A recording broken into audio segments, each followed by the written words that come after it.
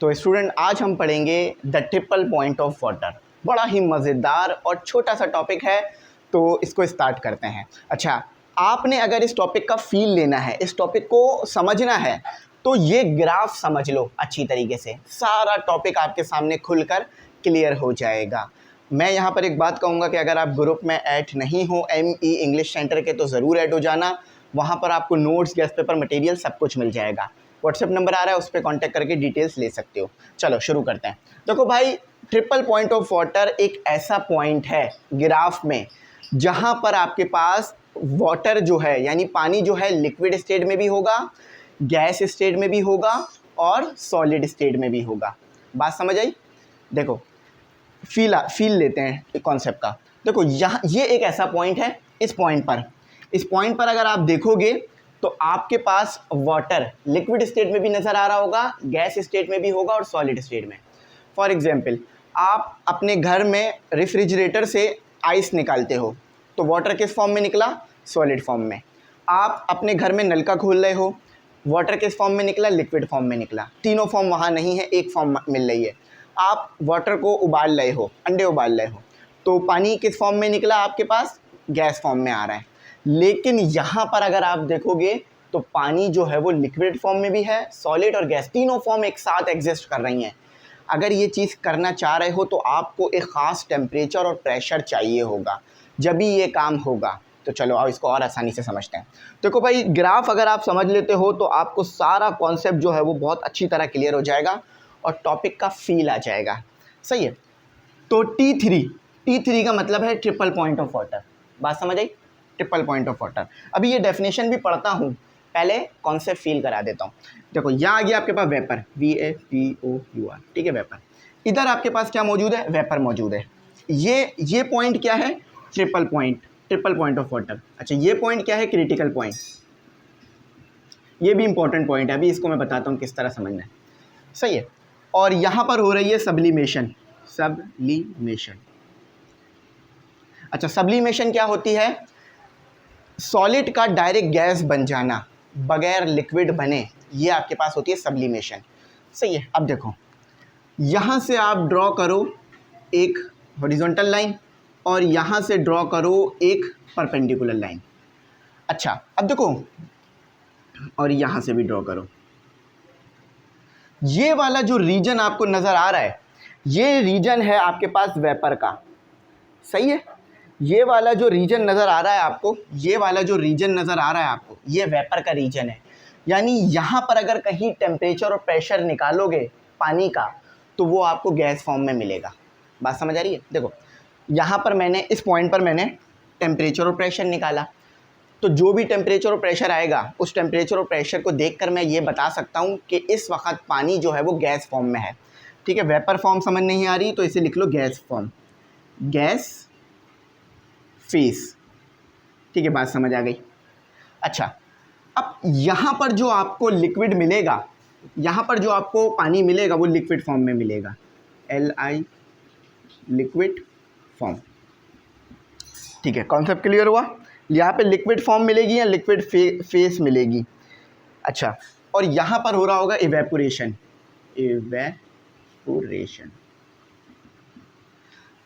बात समझ आ रही है? अब देखो, अगर मैं यहाँ पर कहीं टेम्परेचर निकालता हूँ तो मुझे, और प्रेशर निकालता हूँ, तो जो टेम्परेचर और प्रेशर आएगा उसको मैं देख के बता सकता हूँ कि अभी लिक्विड जो है वो हमारे पास किस फॉर्म में है। अभी जो हमारे पास पानी है वो लिक्विड फॉर्म में। अब ज़रा यहाँ पर एक कॉन्सेप्ट देता हूँ। देखो भाई, मैंने आपके सामने लिखा 80 सेल्सियस है वाटर का टेम्परेचर 80 सेल्सियस है। तो क्या आप बता सकते हो कि अभी पानी जो है वो लिक्विड फॉर्म में है, गैस फॉर्म में है या वेपर फॉर्म में? बिल्कुल लिक्विड फॉर्म में है। क्यों? क्योंकि अगर 100 सेल्सियस से ज़्यादा टेम्परेचर होगा या 100 सेल्सियस पर आओगे तो पानी जो है वो बॉयल होना शुरू होगा और गैस बनना शुरू होगा। लेकिन अगर 100 से कम है और टेम्परेचर 0 से ज़्यादा है तो फिर इनके दरमियान पानी लिक्विड फॉर्म में होगा। तो यानी अभी पानी गर्म तो है लेकिन लिक्विड फॉर्म है। तो इसी तरह से यहाँ पर भी आपको कोई टेम्परेचर मिलेगा जिसको देखकर आप बता सकते हो कि ये लिक्विड फॉर्म है या गैस। हाँ, लेकिन याद रखना प्रेशर भी आप साथ साथ देखोगे। सही है। अच्छा, अब आ जाओ आगे चलते हैं। अब यहाँ पर जो आपको टेम्परेचर मिलेगा, मतलब यहाँ पर जो टेम्परेचर और प्रेशर अगर आप निकालोगे तो इस जगह पर आपको लिक्विड जो है वो सॉलिड फेस में मिलेगा, सॉलिड फेस, ठीक है, सॉलिड फेस कह लो या फॉर्म कह लो। और ये जो लाइन है यहाँ पर हो रही होगी मेल्टिंग, ठीक है, मैं लिख देता हूँ, ये लो मेल्टिंग लिख दिया मैंने, सही है। इस लाइन पर हो रही होगी मेल्टिंग, इससे आगे जाओगे मतलब इस लाइन से आगे जाओगे, ये इधर मौजूद हो, इस लाइन से आगे गए तो मेल्टिंग शुरू हो गई। मेल्टिंग का मतलब क्या है कि आपके पास पानी सॉलिड फॉर्म से गैस फॉर्म में जा रहा है। अच्छा, अब देखो इस लाइन से आगे जाओगे तो इवेपोरेशन शुरू हो गई, यानी पानी जो है वो लिक्विड फॉर्म से गैस फॉर्म में जा रहा है। और अगर इस फॉर्म से यहाँ पर जाओगे, देखो पानी यहाँ पर किस फॉर्म में, सॉलिड फॉर्म में, इस पूरे रीजन में, इस पूरे रीजन में पानी सॉलिड फॉर्म में है, ठीक है। लेकिन अगर इससे आगे जाओगे तो वेपोरेशन शुरू हो गई। बात समझ आ रही है? बस यहीं पे कॉन्सेप्ट छुपा हुआ था सारा। इस ग्राफ को क्लियरिटी में ले आओ, सारी बातें क्लियर हो जाएंगी। अच्छा, सेल्फ असेसमेंट के क्वेश्चंस भी मैं करा दूंगा। बात क्लियर हो गई? कॉन्सेप्ट का फील आया, मज़ा आया ना समझने में? तो अगर ये ग्राफ आपने अपने दिमाग में बिठा लिया तो सारी बातें आपको हमेशा क्लियर रहेंगी। अच्छा, यहाँ पर जो टेम्परेचर होगा वो आपके पास कहलाएगा TC, और जो प्रेशर होगा वो कहलाएगा PC। PC मतलब क्रिटिकल प्रेशर, TC मतलब क्रिटिकल टेम्परेचर, और ये पॉइंट जो है वो क्रिटिकल पॉइंट है आपके पास। चलो एक और छोटी सी चीज़ बता देता हूँ, उसके आगे चलते हैं। देखो ये T3 जो लिखा हुआ है ना, इसका मतलब है ट्रिपल पॉइंट ऑफ वाटर। अच्छा, अब ट्रिपल पॉइंट ऑफ वाटर तो यहाँ पर है, यानी ये वो पॉइंट है जहाँ पर पानी जो है वो गैस स्टेट में भी है, सॉलिड स्टेट में भी है, लिक्विड स्टेट में भी है। मगर ये टेम्परेचर है कितना? तो देखो ये टेम्परेचर होता है आपके पास, ये टेम्परेचर आपके पास होता है, इस तरह करके लिख रहा हूँ मैं, 273.16 केल्विन। ये बहुत याद रखने वाली चीज़ है, केल्विन, ठीक है। अब सेल्सियस में कितना होगा? सेल्सियस में आपके पास होगा 0.01 सेल्सियस, ठीक है। तो ये सेल्सियस और केल्विन में मैंने आपको लिख के दिखा दिया। चलो इसको याद रखना। अच्छा, अब आ जाते हैं हम इस चीज़ के ऊपर, इस एक छोटा सा कॉन्सेप्ट और दे देता हूँ कि आपको केल्विन में पता है ट्रिपल पॉइंट ऑफ वाटर क्या है, आपने निकालना है सेल्सियस में, ठीक है, और फ़ारेनहाइट में। और इसे मुझे कमेंट सेक्शन में बताना है कि सेल्सियस में आपका ट्रिपल पॉइंट ऑफ वाटर क्या आ रहा है और फ़ारेनहाइट में क्या आ रहा है। अगर बोर्ड पे आप सही से देख रहे हो तो मैं सेल्सियस में ऑलरेडी लिख भी चुका हूँ, लेकिन इस फॉर्मूले से वेरीफाई कर लेना, TK = 273 + TC, ठीक है। अच्छा, और अगर फ़ारेनहाइट में जाना है तो TC = 5/9 TF-32। ये लो, दोनों लिख दिए ताकि आपके लिए आसानी हो जाए। अब ज़रा ये जो किताब में लिखी हुई है बात, इसको भी समझ लेते हैं। इसमें एक कॉन्सेप्ट छुपा हुआ है, थर्मोडायनेमिक इक्विलिब्रियम। अच्छा देखो, triple point of water achieve करने के लिए आपको एक कंडीशन अचीव करनी पड़ती है। वो कंडीशन क्या है? कंडीशन देख लो, कंडीशन जो है वो है थर्मोडायनेमिक इक्विलिब्रियम, ठीक है। थर्मोडायनेमिक इक्विलिब्रियम आपके पास होना चाहिए। अब थर्मोडायनेमिक इक्विलिब्रियम क्या होता है ये समझ लो। देखो थर्मोडायनेमिक इक्विलिब्रियम ये होगा आपके पास कि जिसमें ना जो है वो हीट इंटर हो रही हो और ना ही आउट हो रही हो, ना ही सिस्टम में हीट आ रही हो ना ही सिस्टम से हीट जा रही हो, पहला। दूसरा, टेम्परेचर में चेंज ना आ रहा हो, ठीक है, ना हीट सिस्टम में आ रही हो ना जा रही हो, और ना टेम्परेचर में चेंज आ रहा हो, ठीक है, और ना आपके पास जो है वो वॉल्यूम में चेंज आ रहा हो, वॉल्यूम भी आपके पास फिक्स हो, और चौथा प्रेशर भी चेंज ना हो रहा हो, ठीक है। ये लो, ये चारों चीज़ें चेंज नहीं हो रही हो,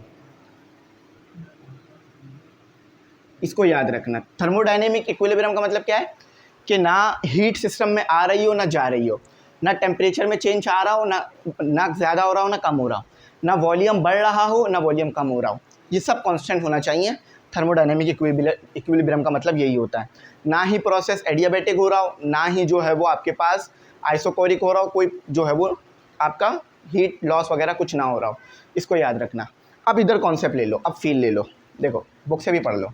the triple point of water occur at a specific temperature.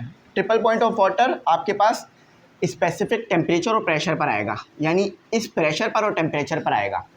इसके अलावा और कोई प्रेशर और टेम्परेचर लिख दूंगा तो नहीं आएगा।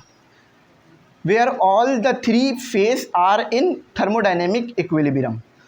यहाँ पर तीनों फेस थर्मोडाइनेमिक इक्विलिब्रियम में होंगे। अब थर्मोडाइनेमिक इक्विलिब्रियम मैंने बता दिया, ना हीट में कोई फ़र्क आ रहा हो, ना टेम्परेचर, ना वॉल्यूम, ना प्रेशर। अच्छा, this mean that at the triple point पे आपको क्या मिल रहा होगा? आइस भी नज़र आ रही होगी, लिक्विड भी नज़र आ रही होगी, वाटर भी नज़र आ रहा होगा, वाटर वेपर भी नज़र आ रहे होंगे, मतलब वाटर लिक्विड में भी नज़र आ रहा होगा, वाटर आइस में भी नज़र आ रहा होगा, वाटर वेपर यानी गैस फॉर्म में भी नज़र आ रहा होगा, एंड कैन एग्जिस्ट नज़र आ रहा होगा टुगेदर, एक साथ, विदाउट एनी फेस चेंजिंग, और फेस चेंज नहीं हो रहा होगा, मतलब तीनों चीज़ें एक साथ देख रहे होगे। अब यहाँ पर ज़रा मैं आपको दिखा देता हूँ कि ट्रिपल पॉइंट ऑफ वाटर आखिर किस चीज़ में हम अचीव कर रहे हैं। देखो ये एक सेल है, ठीक है, ये आपको सेल ट्रिपल पॉइंट सेल कहते हैं इसे। आपको आई होप नज़र आ रहा हो, चलो अब नज़र आ रहा होगा, ठीक है, इसे ट्रिपल पॉइंट सेल कहते हैं। मैं इसकी ब्राइटनेस अगर डाउन कर दूँ, नहीं अब तो गायब ही हो गया, चलो नहीं अब तो बिल्कुल ही नज़र नहीं आ रहा, चलो शायद अब नज़र आ रहा होगा, ठीक है। ये देखो ये सेल है, बुक में नज़र आ रहा होगा। अच्छा, इस सेल में क्या हो रहा है? आपके पास एक थर्मोमीटर बॉल है, यानी आप टेम्परेचर मेजर कर रहे हो। डिवल विसल है, ये इसकी बॉडी को डिवल विसल कह रहे हैं। बीच में आपको नज़र आ रही है, या बीच में नज़र आ रही है, वाटर आइस फॉर्म में है, और सॉरी आइस जो है आइस फॉर्म में है, आइस वाटर मिक्सचर है, ठीक है। पानी फॉर्म में भी वाटर मौजूद है, गैस फॉर्म में भी वाटर मौजूद है, देखो गैस वेपर ऊपर नज़र आ रहे होंगे, और वाटर नीचे लिक्विड फॉर्म में मौजूद है, और थर्मल कांस्टेंट लिक्विड बीच में मौजूद है, सही। तो इस सेल के अंदर जो है वो हम ये अचीव कर रहे होते हैं। तो ये आज की हमारी वीडियो थी, इसको यहीं तक रखते हैं। अगर कुछ ना समझ में आए तो पूछ लेना। देखो मैंने बहुत डिटेल में जाकर इस ग्राफ से समझाया है, मुझे उम्मीद है आपको बात समझ आई होगी। Thanks for watching. अल्लाह हाफिज़। कीमती दुआओं में ज़रूर याद रखना।